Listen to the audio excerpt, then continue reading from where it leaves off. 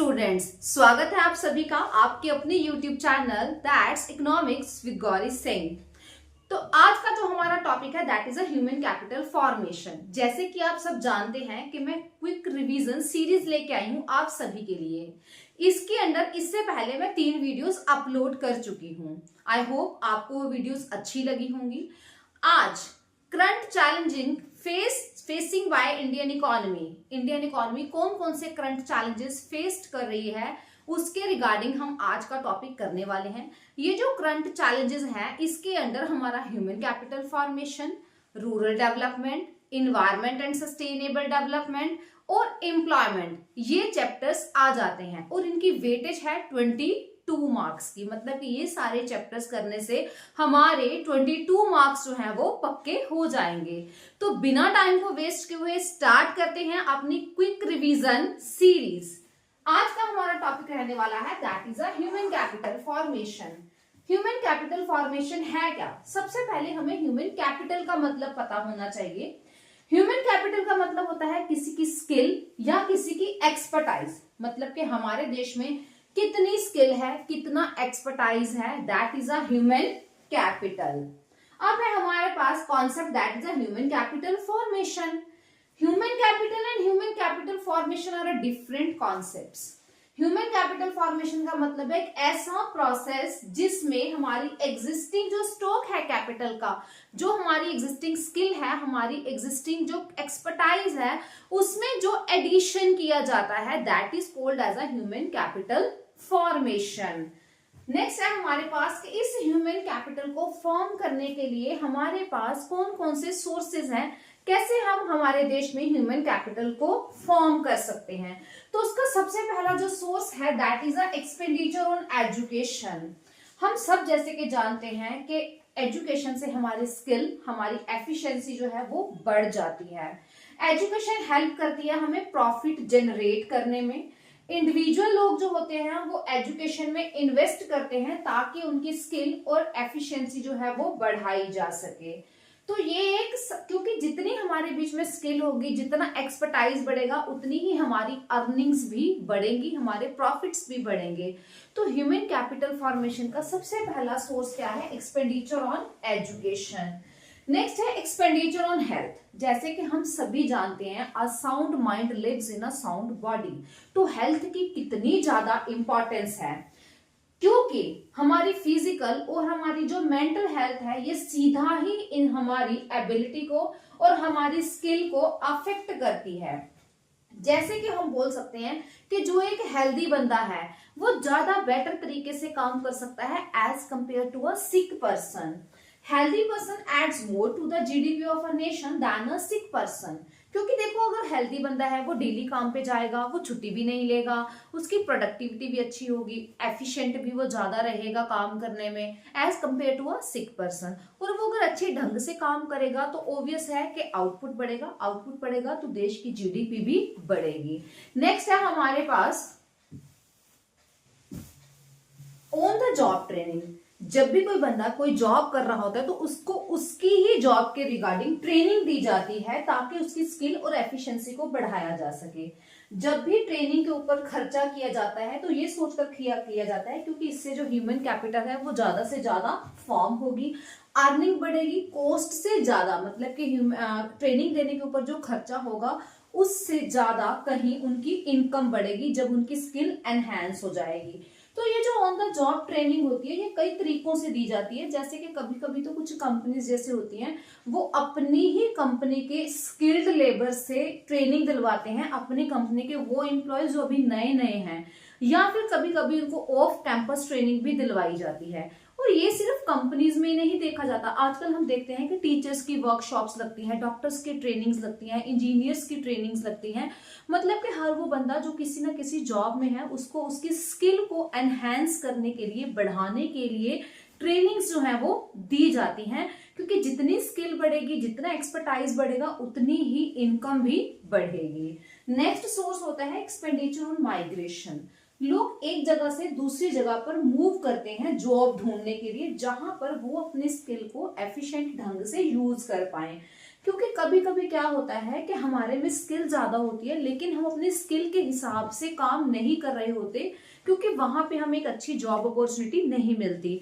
तो जहां पर हम अपनी स्किल को सही ढंग से यूज कर पाए, ऐसी जगह पर जब मूव किया जाता है, that is called as a migration. जब लोग एक बेटर जॉब अपॉर्चुनिटी के लिए एक जगह से दूसरी जगह पर मूव करते हैं, जहां पर वो अपने स्किल को एफिशिएंट ढंग से यूज कर पाते हैं। एक्सपेंडिचर जो किया जाता है माइग्रेशन के ऊपर, उसको एक सोर्स माना जाता है ह्यूमन कैपिटल फॉर्मेशन का, क्योंकि माइग्रेशन में जो लागत आती है उस लागत से भी कई ज्यादा जो होती है अर्निंग बढ़ जाती है। नेक्स्ट होता है एक्सपेंडिचर ऑन इंफॉर्मेशन। लोग इंफॉर्मेशन इकट्ठी करने के ऊपर भी खर्चा करते हैं, इससे भी ह्यूमन कैपिटल फॉर्म होती है। अक्सर देखा गया है कि लोग एजुकेशनल इंस्टीट्यूशंस या फिर मार्केट्स के रिगार्डिंग इंफॉर्मेशन इकट्ठी करने के लिए खर्चा करते हैं। जब इन चीजों के ऊपर खर्चा किया जाता है तो इससे ह्यूमन कैपिटल तो फॉर्म होती ही होती है, एज वेल एज जो लोगों की स्किल होती है उसको एफिशिएंट ढंग से यूज किया जा सकता है। तो ये सभी सोर्सेस हैं हमारे पास ह्यूमन कैपिटल को फॉर्म करने के। नेक्स्ट हम करते हैं human capital and economic growth. क्या ह्यूमन कैपिटल से इकोनॉमिक ग्रोथ होता है? यस, ह्यूमन कैपिटल होगी तो कैपिटल इकोनॉमिक ग्रोथ भी होगी। जैसे कि अगर ह्यूमन कैपिटल होती है, मतलब कि ह्यूमन कैपिटल फॉर्मेशन होती है, तो इससे इन्वेंशंस प्रमोट होती हैं, इनोवेशंस प्रमोट होती हैं, टेक्नोलॉजिकल इंप्रूवमेंट होती है, और इन सभी से क्या होता है, देश का आर्थिक विकास होता है। सेकेंडली हम कह सकते हैं कि जो हेल्दी पर्संस होते हैं वो हमारे देश में अनइंटरप्टेड सप्लाई ऑफ लेबर देने में हमें हेल्प करते हैं। लॉन्ग टाइम पीरियड के लिए हमें बिना रुकावट के अच्छी लेबर की जो सप्लाई होती है वो मिलती रहती है, अगर हमारे देश की जो पॉपुलेशन है वो हेल्दी है तो इससे भी हमारा आर्थिक विकास होता है। फिर नेक्स्ट हम कह सकते हैं कि जितना भी लोग एजुकेटेड हैं, मतलब कि जो एजुकेटेड लोग हैं वो इकोनॉमिक ग्रोथ के प्रोसेस में ज्यादा अच्छे से कंट्रीब्यूट कर सकते हैं as compared to a illiterate persons, मतलब कि अनपढ़ लोगों के कंपैरिजन में जो पढ़े लिखे लोग होते हैं वो हमारे देश के ग्रोथ प्रोसेस में ज्यादा अच्छे से कंट्रीब्यूट कर सकते हैं। तो अल्टीमेटली फिर हम कह सकते हैं कि अगर ह्यूमन कैपिटल होगी तो इकोनॉमिक ग्रोथ भी रहेगी। नेक्स्ट हम करते हैं बात ह्यूमन कैपिटल फॉर्मेशन का रोल क्या है हमारे देश में, या फिर जो ह्यूमन कैपिटल फॉर्मेशन है इसकी इंपॉर्टेंस क्या होती है। सबसे पहले इसकी इंपॉर्टेंस है effective use of physical capital. अब फिजिकल कैपिटल में क्या आ जाता है, मशीन्स, टूल्स, ये सब आ जाता है। इस फिजिकल कैपिटल को सही ढंग से यूज करने के लिए क्या चाहिए, स्किल। इवन के इस फिजिकल कैपिटल को बनाने के लिए, मशीन्स को बनाने के लिए, टूल्स को बनाने के लिए, अच्छे ढंग से चलाने के लिए हमें क्या चाहिए, अच्छे पढ़े लिखे और स्किल्ड लोग। तो इट मीन्स क्या है कि अगर हमने फिजिकल कैपिटल को अच्छे ढंग से यूज करना है, हमने मशीनों को अच्छे ढंग से यूज करना है, तो उसके लिए हमें पहले क्या चाहिए, अच्छी और स्किल्ड लेबर, जो क्या है हमारी ह्यूमन कैपिटल है। नेक्स्ट हम बात करते हैं higher productivity and production. Human capital formation होगी तो हमारे देश में प्रोडक्टिविटी और प्रोडक्शन दोनों ही बढ़ेंगे। प्रोडक्टिविटी का मतलब होता है पर हेक्टेयर से होने वाली आउटपुट, क्योंकि अगर लोग स्किल्ड हैं, वो बेटर तरीके से काम कर रहे हैं, तो इससे प्रोडक्टिविटी और प्रोडक्शन दोनों ही बढ़ेंगे। नेक्स्ट हम बात करते हैं stimulates innovations and create ability to absorb new technology. अब अगर ह्यूमन कैपिटल फॉर्मेशन होगी तो इससे ज्यादा से ज्यादा क्या होंगी, इनोवेशंस, मतलब कि किसी काम को करने के लिए नए नए तरीके ढूंढे जाएंगे, और जब किसी काम को करने के लिए नए नए तरीके ढूंढे जाएंगे तो हम न्यू जो टेक्नोलॉजी है उसको सही ढंग से एब्जॉर्ब कर पाएंगे, यूज कर पाएंगे। नेक्स्ट है हमारे पास मॉडर्नाइजेशन ऑफ एटीट्यूड। अब देखिए ह्यूमन कैपिटल फॉर्मेशन मतलब कि एजुकेशन अच्छी है, स्किल है, एफिशिएंसी है हमारे में, तो इससे क्या होगा, हमारा जो एटीट्यूड है, जो हमारा नजरिया है, उसमें क्या आएगी, मॉडर्नाइजेशन आएगी। नेक्स्ट बात करते हैं इंक्रीजेस लाइफ एक्सपेक्टेंसी। अगर ह्यूमन कैपिटल फॉर्मेशन बढ़ेगी, लोग हेल्थ के प्रति अवेयर होंगे, अपने आप को हेल्दी रखने के ऊपर वो मेडिकल केयर के ऊपर खर्चा भी करेंगे, खुद अच्छी हेल्दी डाइट लेंगे, तो इससे क्या होगा, लाइफ एक्सपेक्टेंसी भी बढ़ेगी। क्योंकि देखिए अब एक पढ़े लिखे इंसान को ही पता होता है कि उसकी हेल्थ की क्या इंपॉर्टेंस है, वो अपने हेल्थ के प्रति जितना अवेयर होता है उतना ही एक जो ना पढ़ा लिखा इंसान है वो उतना अवेयर नहीं होता है। तो इसी वजह से बोला जाता है कि अगर ह्यूमन कैपिटल फॉर्मेशन होगी तो उससे लाइफ एक्सपेक्टेंसी भी बढ़ेगी, हमें बीमारियां कम से कम लगेंगी। नेक्स्ट है इम्प्रूव क्वालिटी ऑफ लाइफ। अब अगर ह्यूमन कैपिटल फॉर्मेशन हुई, ठीक है ना, हम कहते हैं हमारी हेल्थ अच्छी है, हम अच्छा पढ़े लिखे हैं, हमारे पास अच्छी नॉलेज है, ठीक है, तो इससे क्या होगा, हम अच्छा कमा पाएंगे, अच्छा कमा पाएंगे तो हम अपना एक अच्छा बेसिक स्टैंडर्ड ऑफ लाइफ जो है वो मेंटेन कर पाएंगे, जिससे हमारी लाइफ की जो क्वालिटी है वो इम्प्रूव हो जाएगी। लास्ट में है control of population growth. Human capital formation करना मतलब कि अच्छी एजुकेशन देना। अब अगर अच्छी एजुकेशन मिलेगी सॉरी तो हम अवेयर रहेंगे कि ये जो पॉपुलेशन है इसका हमारी इकोनॉमी के ऊपर positive as well as negative दोनों तरह का इफेक्ट पड़ता है। देखिए पॉपुलेशन बढ़ाने का फायदा तो तब है ना कि अगर हम इतनी पॉपुलेशन को अच्छी एजुकेशन दे सकें, अच्छी हेल्थ दे सकें, जॉब्स दे सकें, है ना। तो जो पढ़ा लिखा इंसान है उसको पता होता है कि ज्यादा बच्चे होना कोई एसेट नहीं है, पहले तो उनकी परवरिश के ऊपर पैसा खर्च करना पड़ेगा। तो हम बोल सकते हैं कि ह्यूमन कैपिटल फॉर्मेशन होने से पॉपुलेशन के ग्रोथ को कंट्रोल करने में भी हेल्प मिलेगी। तो ये था हमारे पास role of human capital formation. पर क्या ह्यूमन कैपिटल फॉर्म करना इतना आसान है? क्या ह्यूमन कैपिटल फॉर्मेशन के रास्ते में कोई रुकावटें आ सकती हैं? तो वो कौन कौन सी प्रॉब्लम्स हैं हमारे देश में जो ह्यूमन कैपिटल फॉर्मेशन को फेस करनी पड़ती हैं, या ह्यूमन कैपिटल फेस करने के लिए हमारे देश को फेस करनी पड़ती हैं? तो सबसे पहली बात करते हैं राइजिंग पॉपुलेशन से। लगातार बढ़ती हुई जनसंख्या, कॉन्टिन्यूसली अगर पॉपुलेशन में इंक्रीज होता जाएगा तो ये हमारे देश की जो ह्यूमन कैपिटल है उसकी क्वालिटी ऑफ लाइफ को एडवर्सली इफेक्ट करेगा। क्योंकि देखिए अब पॉपुलेशन तो बढ़ती जा रही है लेकिन रिसोर्सेज उतनी तेजी से नहीं बढ़ रहे, उतनी तेजी से हमारी ना तो कमाई बढ़ रही है ना हमारी एजुकेशनल अपॉर्चुनिटीज बढ़ रही हैं। तो सिर्फ पॉपुलेशन बढ़ाने का क्या फायदा अगर पर पर्सन अवेलेबिलिटी ऑफ गुड्स, पर पर्सन अवेलेबिलिटी ऑफ सर्विसेज अगर डिक्रीज होती जा रही है तो फिर पॉपुलेशन बढ़ाने का कोई भी फायदा नहीं होता। तो ये जो लगातार बढ़ रही जनसंख्या है ये हमारी ह्यूमन कैपिटल फॉर्मेशन के रास्ते में आने वाली एक बड़ी रुकावट बन जाती है। Next is a brain drain. ये एक बहुत ही इंपॉर्टेंट कॉन्सेप्ट है, इसके ऊपर बहुत सारी डिबेट्स भी होती रही हैं अलग अलग समय के ऊपर। तो ब्रेन ड्रेन का मतलब क्या होता है कि जब हमारे देश के रिसोर्सेस, मतलब कि हमारे देश के पढ़े लिखे जो बच्चे हैं वो दूसरे देशों में काम के लिए चले जाते हैं। माइग्रेशन का एक आउटकम है ब्रेन ड्रेन। जब लोग नई नई जॉब अपॉर्चुनिटीज के लिए एक देश से दूसरे देश में मूव करते हैं तो उसको क्या बोला जाता है? Brain drain.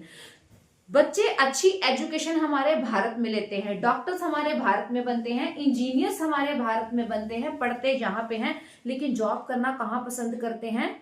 फॉरेन कंट्रीज में। तो ये एक एग्जांपल हो जाती है हमारे देश में ब्रेन ड्रेन की, और ये माइग्रेशन की वजह से होता है जिसकी वजह से एजुकेटेड और स्किल्ड मैन पावर जो होती है वो दूसरे देशों में मूव कर जाती है, उसका फायदा हमारे देश को नहीं हो पाता है। नेक्स्ट देखते हैं, नेक्स्ट है हमारा डेफिशिएंट मैन पावर प्लानिंग।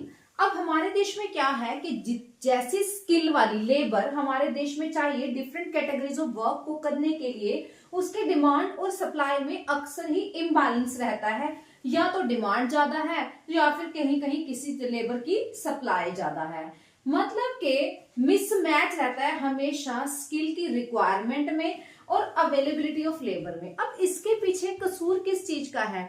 हमारे एकेडमिक स्टैंडर्ड्स का भी कुछ ना कुछ कसूर यहाँ पे रहता है। जिस तरह की एजुकेशन, प्रैक्टिकल एजुकेशन स्टूडेंट्स को मिलनी चाहिए काम करने के लिए, वैसी एजुकेशन उन्हें ना देकर उन्हें सिर्फ बुकिश नॉलेज जो है वो दी जाती है, जिसकी वजह से एक मिसमैच रहता है स्किल्ड लेबर की डिमांड में और सप्लाई में। तो ये थी problems in the way of human capital formation.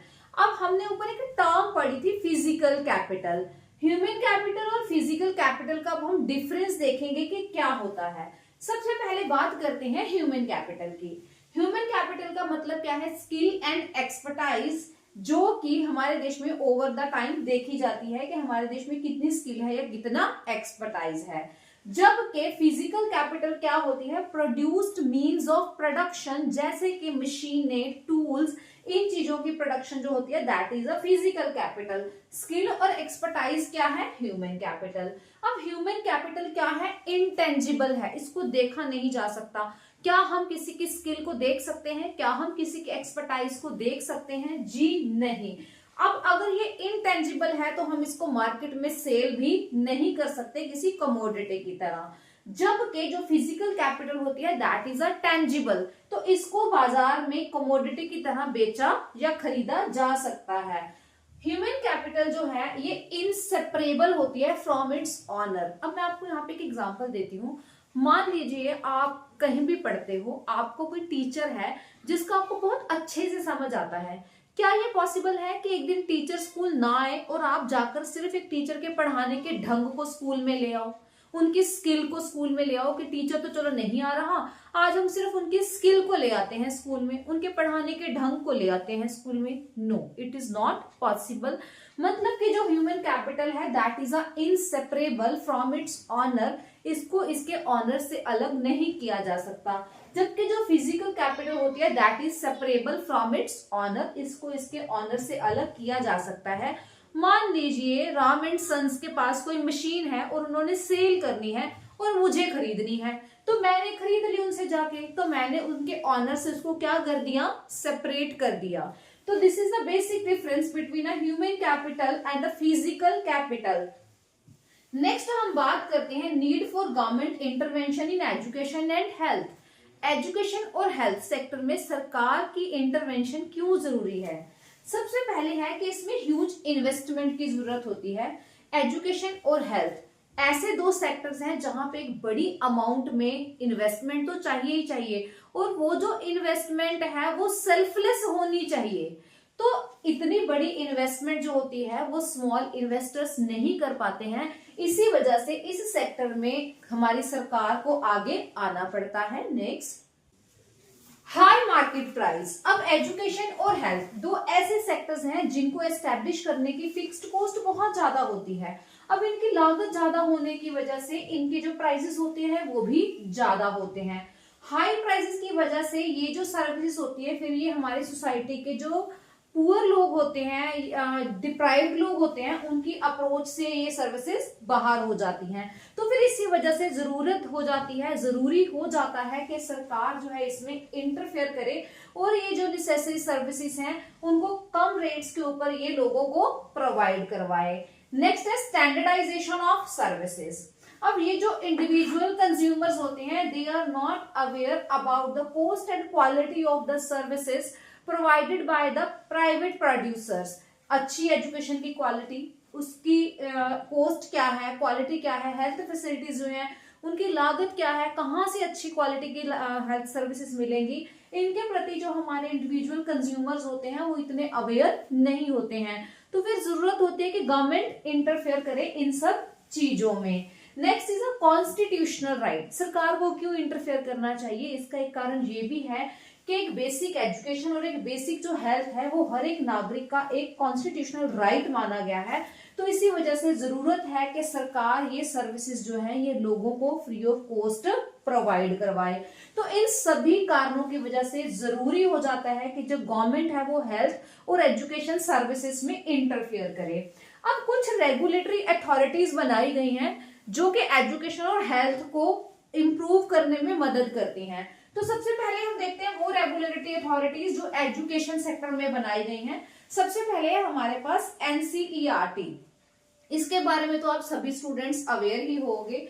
NCERT काम करती है स्कूल लेवल के ऊपर बच्चों की जो एजुकेशन है उसके स्टैंडर्ड को इम्प्रूव करने के लिए। नेक्स्ट है हमारे पास यूजीसी, यूनिवर्सिटी ग्रांट कमीशन, इसकी फुल फॉर्म होती है। ये कोऑर्डिनेट करती है, डिटरमिन करती है और मेंटेन करती है teaching examination and research in UGC university examination. University examination को, रिसर्च को, इन सभी चीजों में मेंटेन, स्टैंडर्ड मेंटेन करना, कोऑर्डिनेट करना, ये सारा काम मतलब कि जो हायर लेवल की एजुकेशन है वो कौन करती है हमारे देश में? यूनिवर्सिटी ग्रांट कमीशन करती है। नेक्स्ट है हमारे पास AICTE। AICTE वर्क करती है टेक्निकल एजुकेशन के स्टैंडर्ड्स को इम्प्रूव करने के लिए। नेक्स्ट है हमारे पास रेगुलेटरी अथॉरिटी इन हेल्थ, कि हेल्थ के सिस्टम में कौन सी अथॉरिटी काम करती है, that is ICMR, means Indian council of medical research. ये एक ऐसी संस्था है जो कि प्रैक्टिकली हेल्थ रिलेटेड प्रॉब्लम्स को देश में सॉल्व करने का काम करती है, दैट इज दी ICMR। अब हमने देखा पहले कि क्या जरूरत थी सरकार को एजुकेशन और हेल्थ सेक्टर में इंटरफेयर करने की। अब हम देखते हैं कि सरकार की इंटरफेरेंस के बाद एजुकेशन, जो हमारा इंडिया का हेल्थ और एजुकेशन सेक्टर है, उसकी ग्रोथ कैसी रही। पर्टिकुलरली बात करेंगे एजुकेशन सेक्टर की। तो अगर हम देखें डाटा 1952 से लेके 2014 तक, तो गवर्नमेंट का जो एक्सपेंडिचर है, मतलब टोटल एक्सपेंडिचर का जो एजुकेशन के ऊपर खर्चा है, उसकी जो परसेंटेज है वो 7.92 से बढ़कर 15.7% हुई है। अगर इसको जीडीपी से एस्टिमेट किया जाए as a percentage of GDP, तो गवर्नमेंट अपनी जीडीपी का 0.64% पहले हेल्थ एजुकेशन के ऊपर खर्च करती थी, जो कि 2014 में खर्चा बढ़ के 4.13% हो गया। तो इससे पता चलता है कि हमारे एजुकेशन सेक्टर में अब ग्रोथ होने लगी है। और दूसरा 2009 में हमारे देश की सरकार ने एक एक्ट लागू किया, right to education act. Right to education act ये चीज कंपल्सरी कर देता है कि 6 से 14 साल के बच्चे को बेसिक एजुकेशन जो है वो फ्री में दी जाएगी। मतलब इस देश में जितने भी बच्चे रहते हैं, राइट टू एजुकेशन एक्ट के अनुसार एक एलिमेंट्री एजुकेशन जो है वो हर एक बच्चे का एक फंडामेंटल राइट है। तो इस राइट के अकॉर्डिंग 6 से 14 साल के बच्चे को जो एजुकेशन है वो फ्री में दी जाएगी।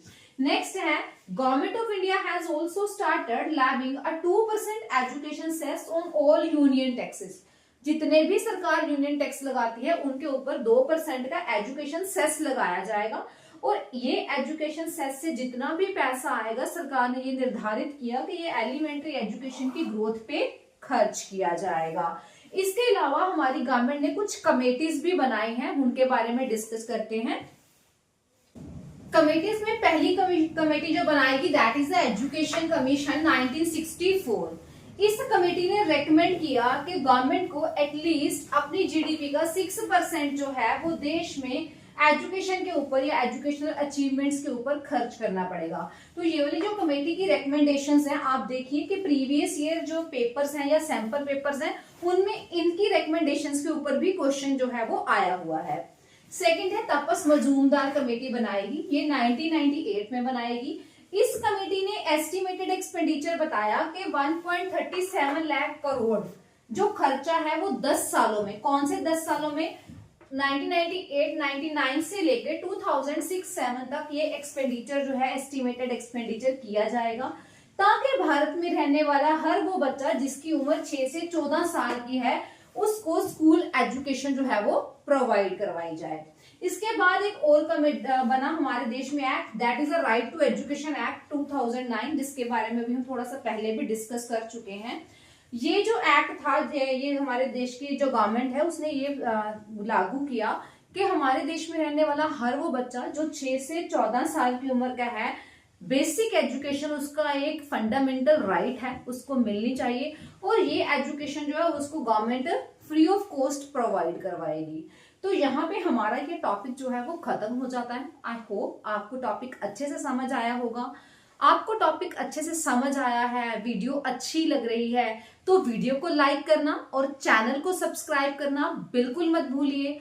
आपको लग रहा है कि हम आसान ढंग से आपको तैयारी करवा रहे हैं, तो वीडियो को मैक्सिमम अपने फ्रेंड्स के साथ शेयर कीजिए। मिलते हैं अपनी नेक्स्ट वीडियो में अपने नेक्स्ट कॉन्सेप्ट के साथ। Till then take care, bye bye.